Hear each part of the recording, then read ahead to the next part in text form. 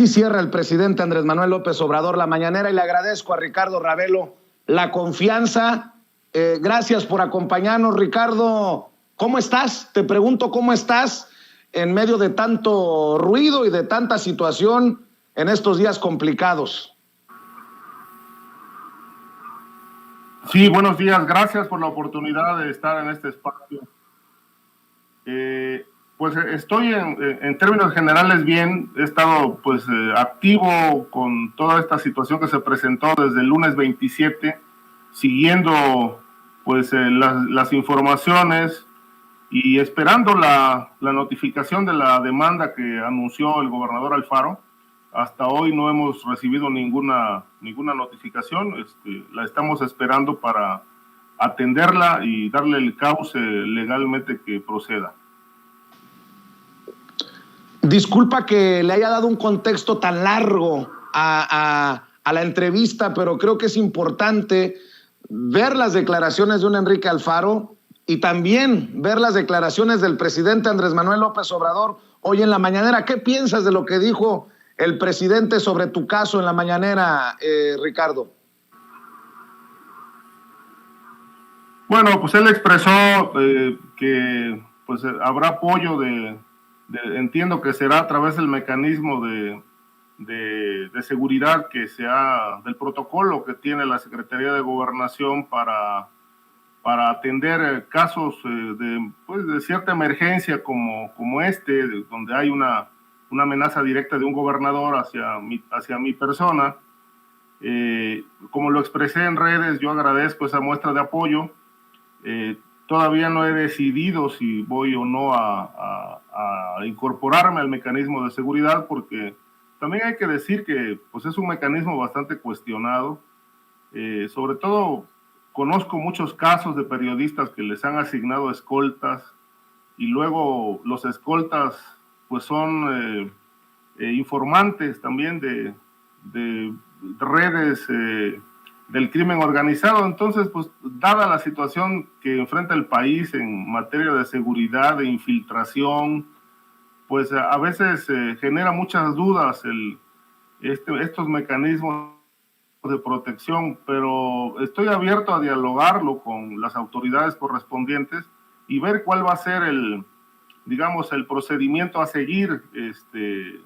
Nunca los he solicitado. Yo tengo muchos años trabajando estos temas y a pesar de que he sido amenazado en varias ocasiones, nunca he solicitado protección, jamás he dispuesto de ninguna escolta, no me muevo, yo me muevo bastante solitario en mi vida privada y trato de mantener yo mismo mis mecanismos de seguridad.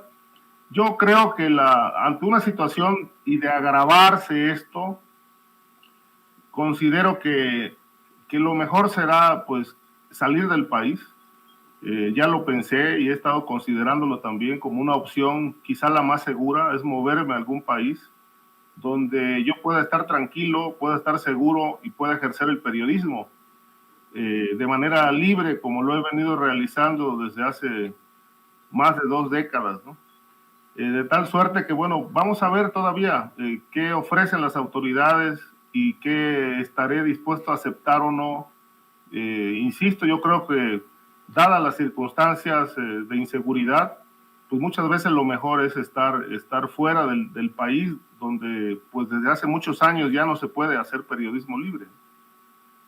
Ricardo, ¿es esta la situación más vulnerable en la que te has encontrado? Tienes años, tu servidor te sigue desde hace años con lo que escribes, lo que escribías, lo que has escrito. ¿Es esta amenaza velada, bueno, ni tan velada, pues, de Enrique Alfaro de ir contra ti por daño moral y luego con lo que cierra al reportero que lo cuestiona de bajo tu propio riesgo? El tono, las palabras que eligió Enrique Alfaro son amenazantes, son de confrontación. ¿Es esta la más importante amenaza que has recibido o es la situación en la que te has sentido más vulnerable en tu carrera? No, mira, es la primera vez que recibo una amenaza de un gobernador. Fuera de este acaso, hace 11 años fui amenazado por los Zetas cuando estaba Tomás Yarrington en el gobierno de Tamaulipas, hace un poco más de 10 años. Luego fui amenazado por policías vinculados al crimen que operaban en la comarca lagunera, donde yo hice muchos trabajos de esta índole criminal política. También fui amenazado. He vivido situaciones muy, muy difíciles, sobre todo porque nunca he tenido protección y siempre he considerado, hasta que las circunstancias obviamente determinan otra cosa, pero siempre he considerado que la mejor protección para un periodista es no tenerla. Y así me moví durante toda mi etapa de reportero en la revista Proceso, que es el único medio para el que yo he trabajado aquí en la Ciudad de México desde mediados de los años 90, que me incorporé a la fuente de justicia con este tema del narcotráfico. Y jamás molesté a mis jefes inmediatos para pedirles seguridad ni protección. Consideré que, bueno, eran parte del oficio, ¿no?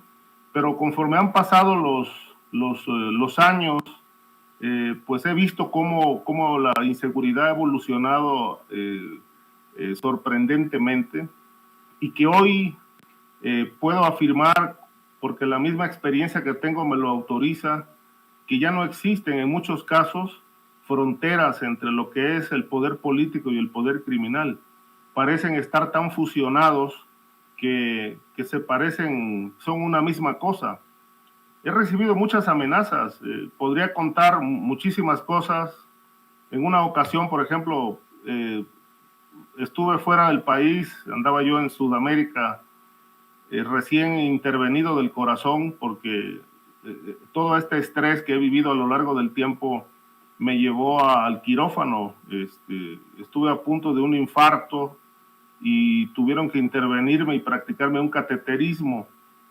Ante la inseguridad que yo sentía, me fui a Sudamérica y allá fui amenazado, y por poco me desmayo de la impresión que tuve, porque estaba muy sensible internamente después de la intervención. Por poco me desmayo en la calle cuando me llamaron por teléfono para amenazarme, y que decían que ya sabían dónde estaba, dónde me encontraba, y que sabían dónde vivía y dónde estaban mis familiares.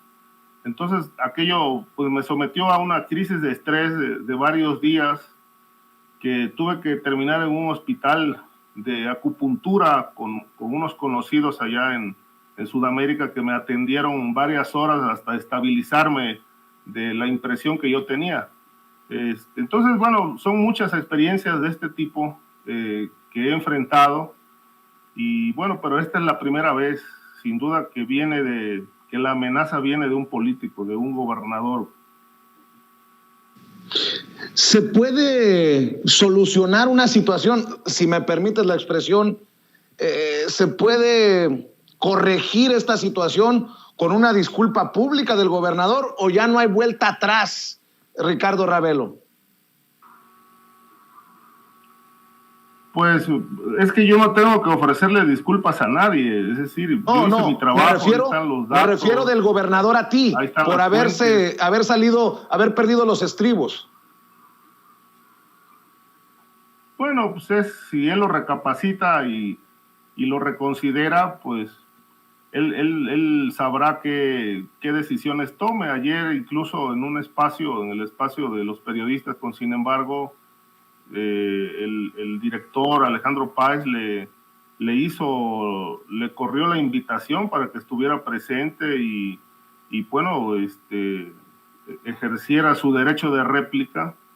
Se le hizo la invitación en 2 ocasiones, y bueno, la respuesta que recibió Alejandro fue que no tenían ningún interés en acudir al medio a explicar nada, que ellos ya habían tomado una decisión, y entiendo que esta decisión es interponer la demanda. Ahora, si él recapacita y ofrece disculpas, pues bueno, serán atendidas, pero creo que dada la postura que mostró el lunes, con una prepotencia pues exagerada, bueno, toda prepotencia lo es, pues dudo mucho que él vaya a tener un cambio de opinión. Si así ocurre, bueno, pues creo que las cosas podrán tomar otra vía. Pero si él insiste en presentar la demanda, pues lo único que puedo decir es que la atenderé y presentaré los elementos periodísticos que yo dispongo. Es todo, no creo que sea un tema, digamos que en ese sentido no me intimida el hecho de ir a un tribunal y declarar y presentar lo que dispongo, porque yo nunca he escrito nada que no esté sustentado. Verdad o mentira, porque bueno, en el periodismo siempre hay estas variantes, ¿no? Pueden ser hechos verosímiles y todo, pero bueno, lo único que puedo decir es que tengo el respaldo de mis fuentes y con eso me basta para ir a cualquier instancia legal.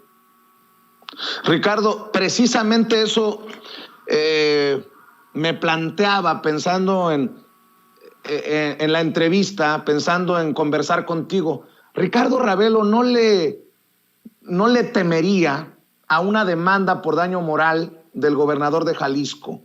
¿Qué hay detrás? ¿Qué es lo que le dolió a Enrique Alfaro y qué es lo preocupante de tu investigación sobre el gobernador de Jalisco? ¿Puedes compartir con la audiencia? Sí, mira, hay la reacción de Alfaro es característica de los personajes del poder que se sienten exhibidos o reaccionan de una manera virulenta cuando las publicaciones tocan fibras muy sensibles.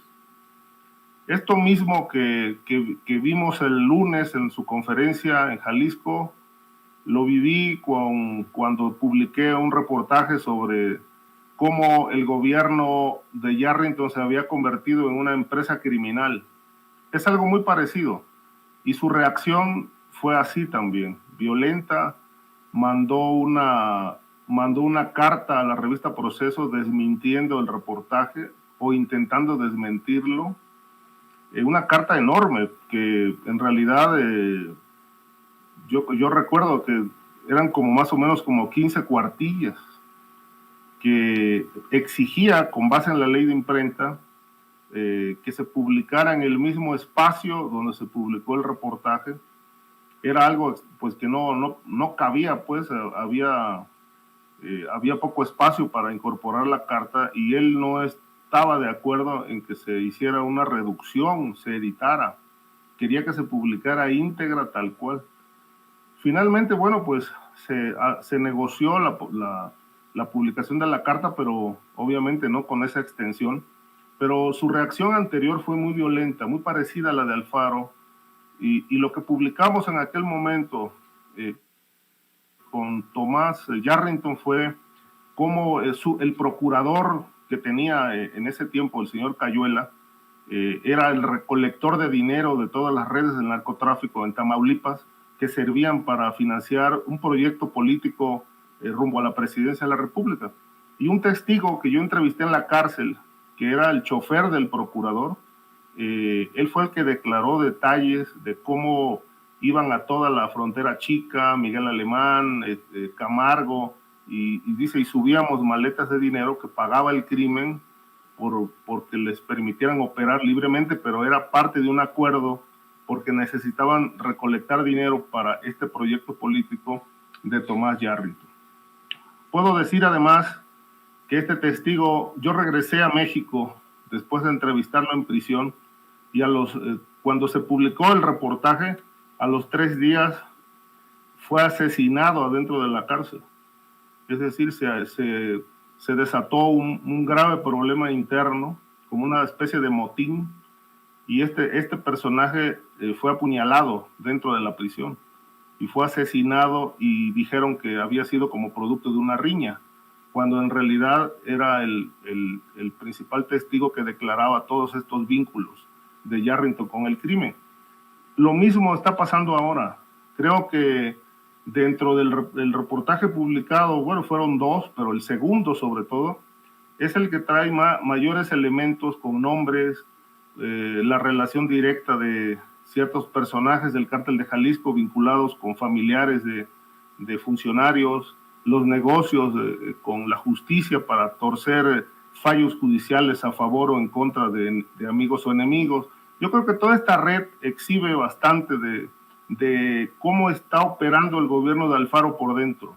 Y creo que ahí puede estar la causa de su reacción violenta, y obviamente esto explica también el anuncio y de la demanda que dice que va a interponer en mi contra. Yo creo que pisamos un callo o más de uno, o fibras muy sensibles, porque la reacción tiene distintas lecturas en ese sentido, y creo que bueno, pues se exhiben estos vínculos, y bueno, el gobernador pues no podía quedarse callado, tenía que responder de alguna manera, y lo hizo a su más puro estilo. Por el título de tu libro, pregunto, ¿es Enrique Alfaro un narcogobernador? Mira, mientras no haya una investigación abierta, que exhiba con mucha más precisión y claridad la vinculación que pueda tener él, me parece que todavía no podríamos decir que sea un narcogobernador. Existen todos los indicios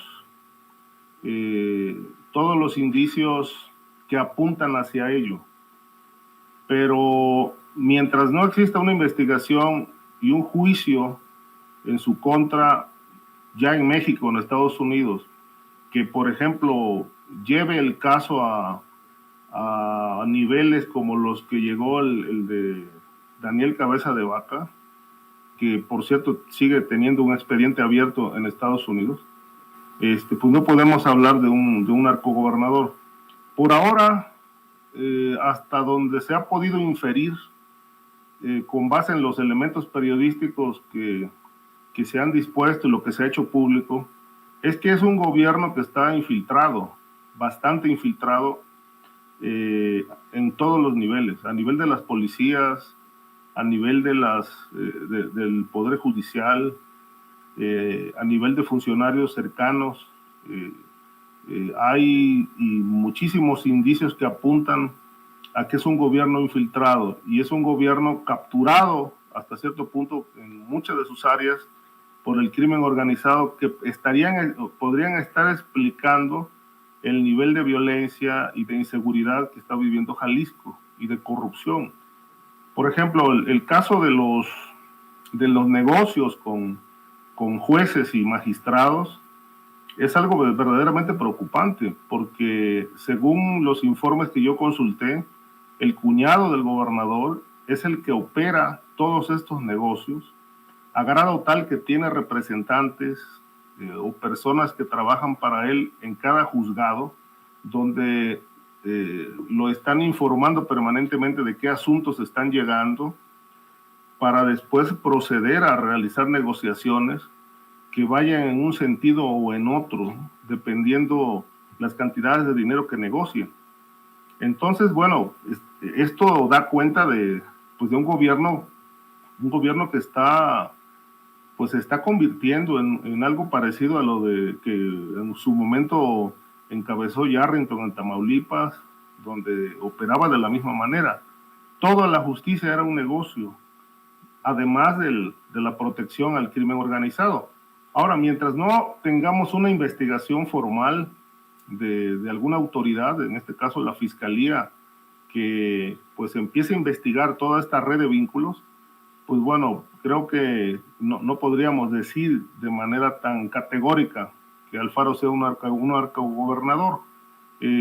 Insisto, hay todo todos los indicios que apuntan a ello, pero mientras no haya un expediente sólido, abierto, pues es difícil realmente hacer esas afirmaciones. Dices, Ricardo Ravelo, que hay un gobierno infiltrado por el crimen organizado. ¿Es Enrique Alfaro el titiritero, la mano que mece la cuna? ¿Está relacionado directamente Enrique Alfaro con el crimen organizado? Mira, los informes que yo revisé para estos artículos que publicados dan cuenta de que todo empieza y todo termina en la oficina del gobernador.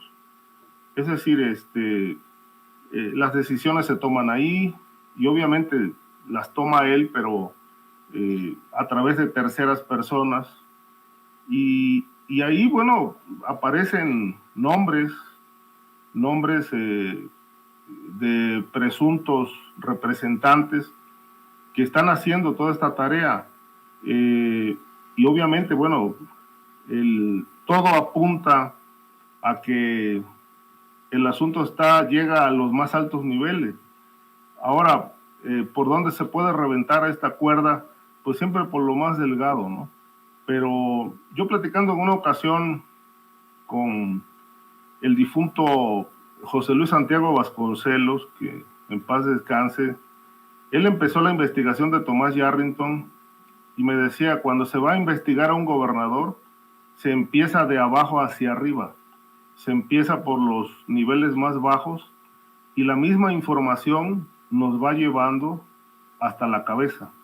Obviamente, ¿no? Se deduce que si todo lo de abajo está podrido y está mal, pues el problema central empieza desde arriba. Yo no descarto que pueda haber estos vínculos amplios, abiertos, pero insisto, mientras no se investiguen, pues se van a quedar en denuncias periodísticas. Se queda a un nivel muy elemental, muy bajo, y no escalan hacia una investigación de alto alcance.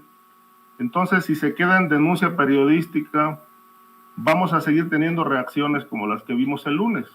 Lanzar una amenaza al periodista, armar un escándalo y al rato se acabó el tema y el asunto continúa. Y así, porque aquí lo que está faltando es una voluntad política superior que realmente pues quiera entrarle a la investigación de un tema verdaderamente grave, porque yo recuerdo que el presidente ha insistido mucho en que su gobierno no declara la guerra al crimen porque están atacando las causas. Pero yo preguntaría, ¿y la narcopolítica, los vínculos de políticos con crimen organizado, no son causa de la descomposición del país? ¿No son una causa grave de la violencia que vive el país? A mí me parece que sí, es una causa y es la causa central del problema de este país, pero precisamente esa causa es la que no se combate.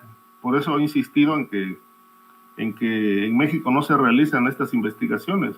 Vivimos una especie se ha cuestionado mucho, ¿no?, este tema de Estado fallido o narcoestado, precisamente porque estas redes pues alcanzan a muchos hombres del poder, y lo que se ha constituido, porque así lo sostengo en mi libro recientemente publicado, Los narcopolíticos, es que en la mayor parte del país no hay gobiernos, hay cogobiernos entre crimen y poder político. Ricardo, dices que hace falta voluntad política superior para investigar estos casos de narcopolíticos, como tu libro. ¿Te refieres directamente al presidente Andrés Manuel López Obrador, que le falta voluntad política al presidente? ¿Te refieres al presidente? No pretendo amarrar navajas, pero quiero que me digas con nombre y apellido. Yo creo que sí, es decir, si el presidente se comprometió a pacificar el país. Este fue uno de sus principales objetivos de campaña. Luego ha ido cambiando de puntos de vista, ¿no? Primero habló de que los militares no iban a estar en tareas de seguridad.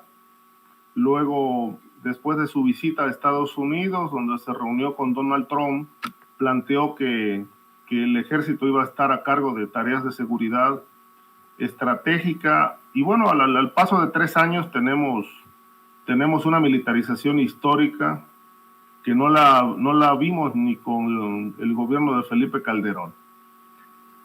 Él renunció a usar la fuerza del Estado para enfrentar al crimen organizado y habló de que su gobierno iba a atender las causas, que sería un tema a largo plazo, pero que iban a las causas. Pero yo pocas veces, creo que en una ocasión, a lo mucho dos, el presidente se ha referido al tema vinculación poder-crimen. Es un tema que él no toca. Y si no lo toca es porque sabe o tiene claro que por lo menos para su gobierno va a ser muy difícil resolver ese tema. ¿Por qué lo digo? Porque antes de que tomara posesión tuve la oportunidad de platicar con Alfonso Durazo cuando ya estaba nombrado para ser el próximo secretario de Seguridad Pública. Y yo me reuní con él y me preguntó algunas cosas relacionadas con el escenario del país, la situación de inseguridad. Y yo le pregunté precisamente eso.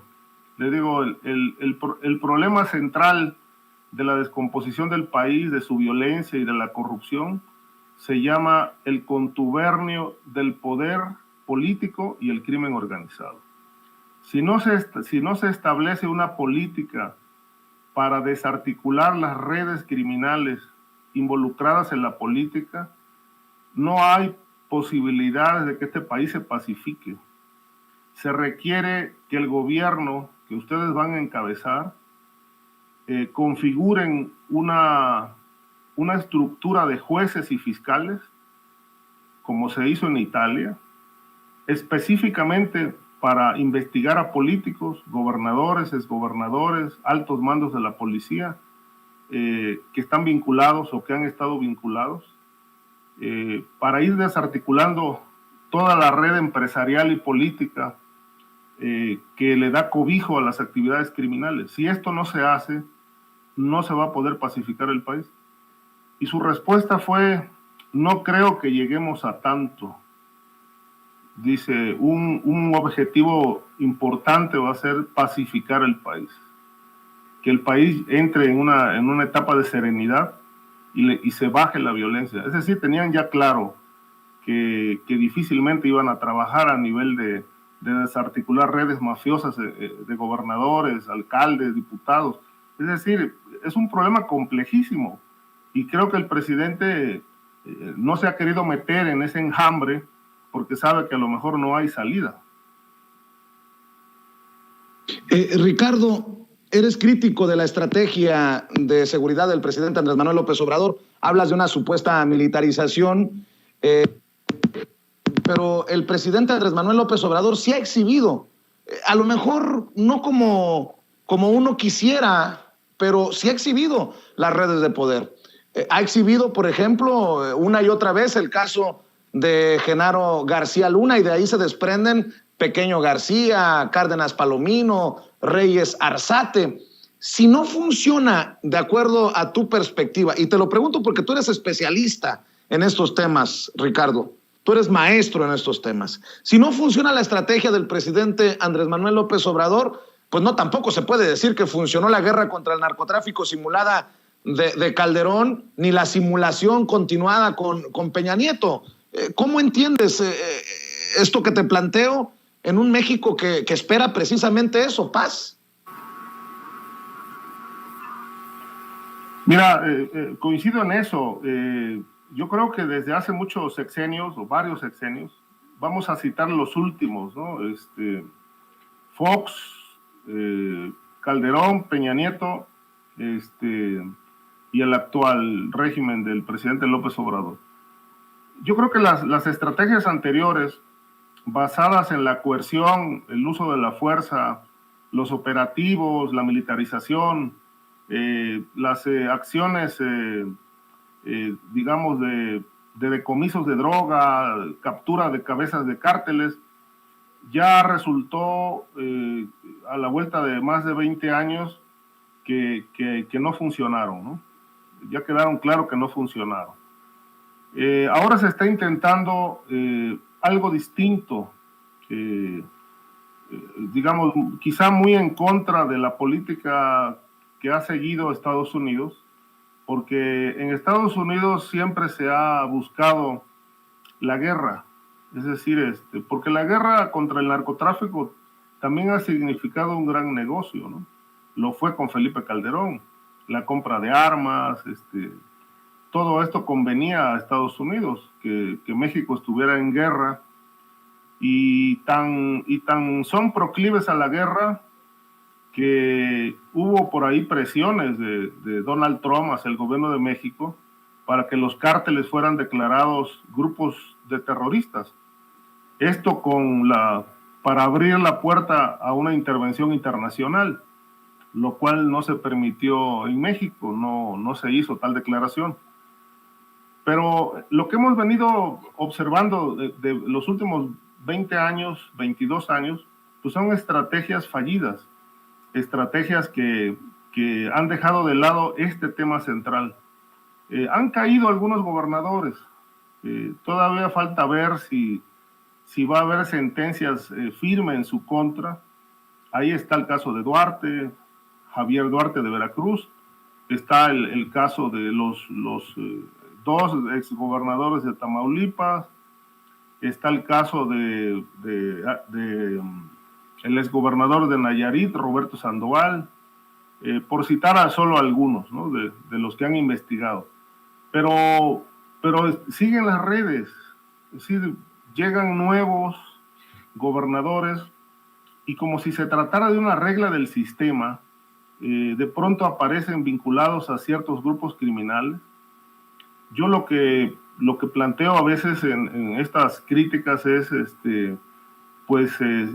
es por regla de sistema que hay que vincularse a un grupo, es cobijar un negocio que se debe mantener a toda costa, porque cada nuevo gobernador no pasan ni 2, 3 años cuando ya están envueltos en escándalos por presuntos vínculos.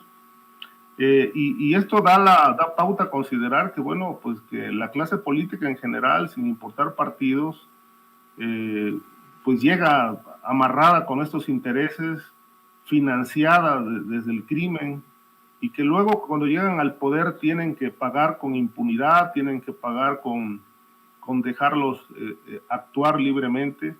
Y de esta manera el crimen organizado se ha ido adueñando cada vez más del territorio. Hoy es muy difícil ya la convivencia en el país. Hay inseguridad. Yo considero que no hay un solo rincón de México libre de tensión y de estas redes, ¿no? Entonces, creo que la estrategia ha sido fallida hasta ahora porque no ha apuntado al punto, al tema central, ¿no? Que realmente el corazón del crimen organizado está en la estructura de poder, que no se trata de una lucha de buenos y malos en la calle. Se trata de que, bueno, estas confrontaciones y estas violencia que vive el territorio es producto de las complicidades tejidas arriba, en la cúpula, y ahí no se toca, no se investiga. Es decir, creo que el problema es mucho más grave que ir a capturar capos o realizar operativos o tener una presencia múltiple en Zacatecas con la Guardia Nacional o en otros estados. Si no hay actuación, si no se trabaja en una estrategia integral donde haya también fuerza del Estado, aplicación de la ley, el tema de la atención social, un tema de educación que también se tiene que trabajar mucho, pues es una estrategia que debe ser integral y pensada a los próximos 30 años. Yo no veo que ninguna estrategia vaya a funcionar si nada más es sexenal. Y aquí implican varias reformas, ¿no? Implican que, bueno, las autoridades responsables de este tema de la seguridad pública, pues no sean sexenales, sea como pasa en Estados Unidos, ¿no?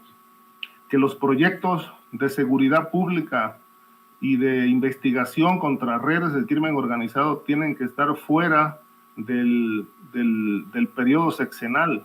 Es decir, la autoridad tiene que hacer su parte de manera independiente de si llega o no llega un presidente.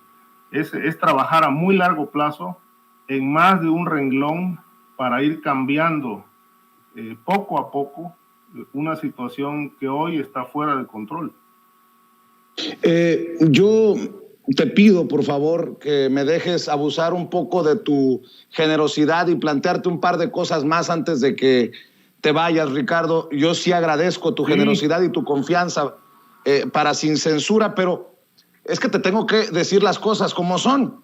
El tener una visión diferente de la estrategia de seguridad es una cosa, pero tú has hecho declaraciones muy fuertes. ¿Por qué puedes, o cómo es que sostienes que Andrés Manuel López Obrador no combate a los cárteles de la droga? O sea, no tener la estrategia que uno piensa es la correcta es una cosa, pero decir que Andrés Manuel López Obrador no combate a los cárteles de la droga es otra. Y más aún, he leído de ti, en resumen, no hay autoridad ante el crimen. Esa declaración es fuerte. A ver, Ricardo Ravelo, ¿cómo que no hay autoridad ante el crimen? Me estás planteando una estrategia de seguridad que no funciona, pero tú has escrito estas palabras y no exagero. Tú las escribiste, son de tu autoría, Ricardo Ravelo. Mira, obviamente, cuando vemos situaciones como lo que está sufriendo Zacatecas o Michoacán con los municipios que están ardiendo en violencia, o Tamaulipas, pues el escenario es más que claro. La gran pregunta, ¿dónde está la autoridad? Si esto sigue ocurriendo, pues quiere decir que algo no se está haciendo bien. Yo creo que el presidente está haciendo su parte con lo que él ha decidido que puede ser eficaz contra el crimen organizado. Hasta hoy llevamos 3 años aplicando la misma medicina para un mal verdaderamente complejo, y aun cuando la estadística oficial pueda decir que bajaron algunos delitos, que otros no tanto, etcétera, lo cierto es que si la violencia prevalece, entonces algo no se está haciendo bien. Yo creo que un problema que se observa en muchos territorios es que no se aplica la ley. Y he dicho también que ahí donde no se aplica la ley, ahí se construyen los asideros del crimen. Y están muy focalizados los territorios, ¿no? Donde hay vacío legal, o presunta complicidad ante autoridades y policías. Yo creo que el presidente en algún momento, pues quizá tendrá que corregir o ampliar la estrategia o incorporar algunos otros elementos. Pero, por ejemplo, el tema de la atención social, que me parece uno de los grandes aciertos, los programas sociales, que ya son constitucionales. Bueno, es una forma de irle, dice él, quitándole brazos al crimen organizado. Pero también es cuestionable, porque de la misma manera en que los jóvenes o familias reciben la ayuda gubernamental, pues también la reciben del crimen organizado. En Michoacán, por ejemplo, es muy conocido, en Tamaulipas, que hay apoyo social por parte del crimen. ¿Por qué razón? Pues porque necesitan tener lubricado el músculo social. El músculo social lo necesita el crimen como protección. Y por supuesto que, bueno, se genera aquí una lucha de poder, ¿no? El gobierno atendiendo sus programas sociales, pero el crimen organizado también los tiene. En Sinaloa es muy conocido en las zonas serranas, en las zonas rurales, cómo el crimen ofrece apoyo ahí donde el Estado está ausente. Entonces, si el Estado no está presente en cada rincón del territorio con acciones, pues le deja el territorio libre al crimen para ocuparlo. Entonces, creo yo que en algún momento tendrán que corregirse algunas cosas de la estrategia, porque bueno, llevamos 3 años y yo creo, digamos, sin ser incisivo en esto, que bueno, los datos, no lo digo yo, los hechos, nos dicen que algo está faltando, que algo no se está haciendo bien todavía. Eso lo tendrá que evaluar seguramente el gobierno próximamente para hacer los ajustes pertinentes y reconocer si se han equivocado o no lo están haciendo bien, pues reconocer y replantear la estrategia. Yo creo que esto sería lo más inteligente, ¿no? Pero, Ricardo, ¿son 3 años suficientes para decir que una estrategia funciona o no funciona cuando tú mismo estás admitiendo que venimos arrastrando por más de 20 años este problema? ¿Y cómo les duele a los panistas y a los priistas cuando hablamos del pasado? Pero lo que hoy estamos viviendo en México no es porque tronamos los dedos y apareció en el 2018. Tenemos que aceptarlo, un arrastrar esta situación por mucho tiempo. ¿Será que nos hace falta también paciencia para ver si funciona? Y duele mucho hablar de paciencia cuando están muriendo hermanos y hermanas en medio de esta inseguridad, de esta violencia. Pero ¿nos faltará paciencia para ver que funcione o no esta estrategia? ¿O a 3 años ya es decir, no está funcionando? No, mira, 3 años es nada, o sea, no son suficientes para poder resolver un problema que en efecto no viene de ahora, es una herencia negra del pasado que se fue complicando y se fue descomponiendo, y obviamente, bueno, si en 30 años que ha tenido esto de evolución hasta el nivel de crisis que está ahorita, no se hizo absolutamente nada positivo para evitarlo. Bueno, 3 años pues realmente no significan nada. Un sexenio es nada. Yo estoy considerando, y bueno, en esto no coinciden otros colegas periodistas, de que si se sientan las bases de una política antimafia integral, de que tenga continuidad, este país podrá empezar a observar algunas mejorías en los próximos 25 años. Porque es un tema que no nada más es ir a detener criminales y desarticular bandas, es curar al sistema político, vacunarlo. Y esto obviamente quizá no se logre con esta generación. Es un tema que se tiene que trabajar desde las bases de la educación para ir construyendo una nueva mentalidad que permita realmente gobiernos más sanos. Yo no digo que gobiernos impolutos, ¿no? Porque no existen. Todos los gobiernos tienen niveles de corrupción, algunos escandalosos, otros tolerables en el mundo.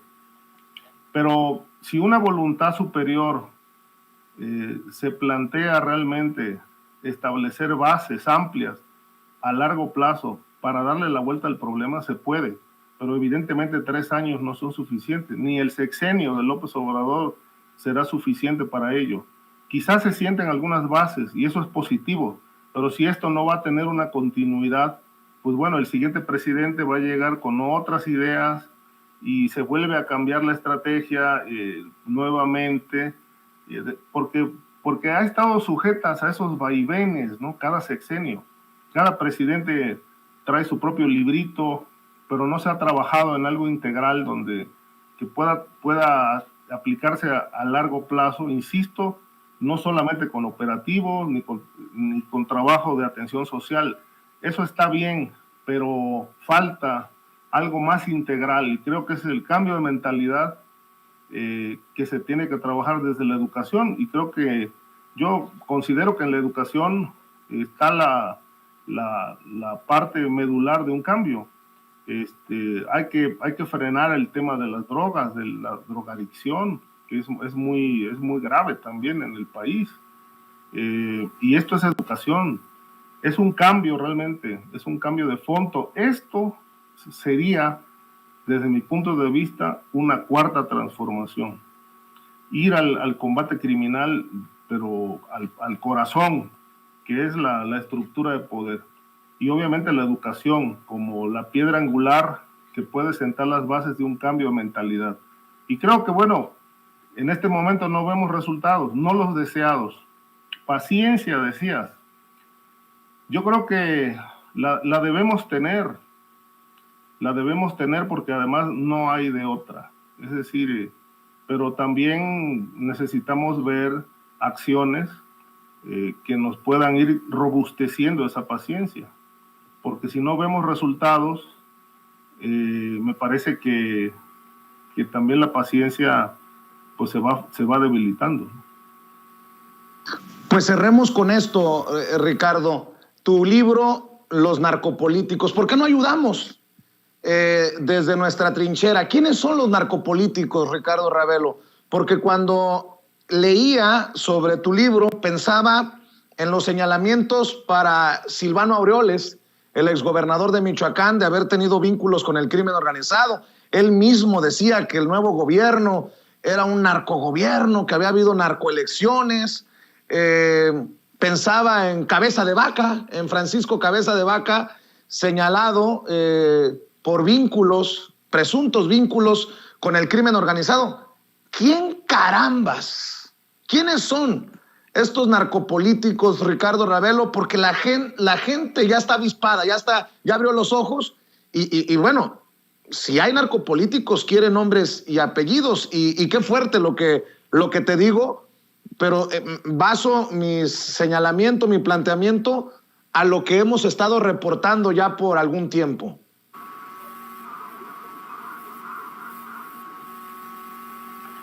Pues mira, los narcopolíticos pues son todos aquellos personajes de la vida pública, la vida política, que terminan enganchados en los intereses fácticos, ¿no? Las fuerzas fácticas de este país. Ya no podemos hablar solamente de narcotráfico porque ya no es la única actividad criminal. Quizás sea una de las más violentas, pero ya se le equipara el huachicoleo, entre otras. Entonces, todo aquel personaje del poder que se liga a alguna actividad criminal, alguna modalidad criminal, como actor, como protector o como receptor de beneficios, pues incurre en delitos y resulta pues muy grave si lo hace ejerciendo una función pública, como puede ser un alcalde, un gobernador, un legislador. Hay muchos casos de legisladores en Veracruz, Michoacán, que al mismo tiempo legislan y están en el negocio del huachicol.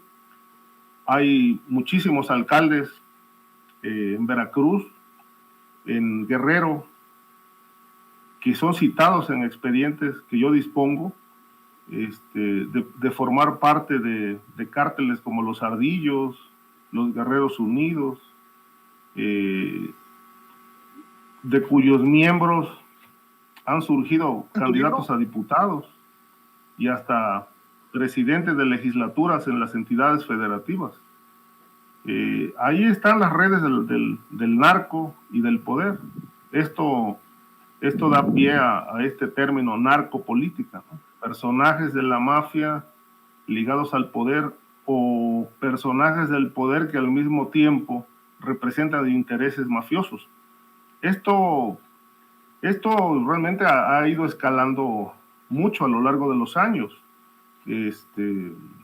Antes se hablaba de que el poder criminal corrompía al poder político para mantener a salvo sus intereses. Pero hoy vemos que el crimen organizado ya es gobierno en muchos municipios. Son más de 2.200 municipios en el país. Yo recuerdo un dato que ya era escandaloso en el 2010. El área de estudios municipales del Senado de la República llevó a cabo un diagnóstico de de cómo estaba el comportamiento criminal en los municipios. Y bueno, la conclusión fue que en aquel momento el 60% de los municipios estaban gobernados por autoridades ligadas directa o indirectamente a alguna modalidad del crimen organizado. Fue tan preocupante aquel diagnóstico que incluso el presidente Felipe Calderón solicitó un estudio a una universidad italiana para analizar la posibilidad de desaparecer la figura del municipio libre en México, porque era, según se dijo entonces, era el primer eslabón de la escala del poder que ya estaba totalmente infiltrada por el crimen. Y estamos hablando de hace 12 años. Es decir, este problema ha ido evolucionando, de tal manera que, bueno, pues los narcopolíticos ahí están. Algunos gobiernan, otros ya gobernaron, algunos están presos, otros ni siquiera investigados. Ricardo, ¿en dónde encuentran el libro? ¿Cómo encuentran lo que escribes? ¿En dónde te puede buscar la gente? Mira, el libro ya está circulando hace un mes en las principales librerías del país. También está la opción electrónica. Esto ya dependerá de la preferencia de cada lector. Y me pueden encontrar en @rravelo27, ese es mi Twitter. Y en la página de Sin Embargo, cada semana, los viernes, publico una columna sobre temas de inseguridad, narcotráfico y crimen organizado. Yo sé que tienes muchos amigos, muchos colegas, mucho respaldo. Por cierto, le mando un saludo a Álvaro Delgado y Alejandro Páez Varela. Pero también quiero que sepas que hay un espacio humilde en redes sociales, en medios digitales como Sin Censura, que también siempre está dispuesto a escuchar todas las voces, Ricardo Ravelo, y pues no sé si te quieras despedir con algún mensaje, algún comentario. ¿Con qué te despides? Tal vez incluso una invitación, no sé. Creo que esto de Enrique Alfaro nos deja a todos literal con el Jesús en la boca, porque puede sentar un feo precedente si se le solapa a este personaje las amenazas en tu contra. ¿Con qué cierras, Ricardo? Bueno, simplemente que agradecer, sobre todo agradecer las muestras de apoyos de amigos, seguidores, colegas, medios, espacios como este, Sin Censura, que han abierto las puertas para dar mi punto de vista sobre esta situación, que se han mostrado solidarios, porque bueno, pues como se ha comentado ya muchas veces en distintos espacios, no es la primera vez que un político amenaza a un periodista. En el caso de Alfaro ya son varios los que han enfrentado la virulencia del gobernador, y solamente pues agradecer las muestras de apoyo, porque creo que si no estamos unidos en situaciones como estas, pues realmente las cosas se pueden complicar todavía más, ¿no? Es lo que puedo decir, mi más amplio agradecimiento a todos mis colegas, a todos los medios, redes, toda la gente que se ha expresado apoyando esta situación, este momento difícil que estoy enfrentando, que yo espero que bueno, se va a resolver, se va a acomodar. Ya estamos viendo algunas posibilidades de lo del mecanismo, ya les informaré próximamente qué decisión tomaré. Pero mientras tanto, creo que la mejor protección que puede tener un ser humano, y en este caso yo como periodista, pues es el apoyo de buena parte de la gente que se ha expresado muy positivamente. Te agradezco por la confianza y por tu generosidad, por esta larga charla para Sin Censura, Ricardo Ravelo. Estamos solidarios, estamos al pendiente. Un abrazo. Un abrazo y muchas gracias. Gracias, es Ricardo Ravelo, periodista experto en temas del crimen organizado, hablando con nosotros sin censura, me dice Toño.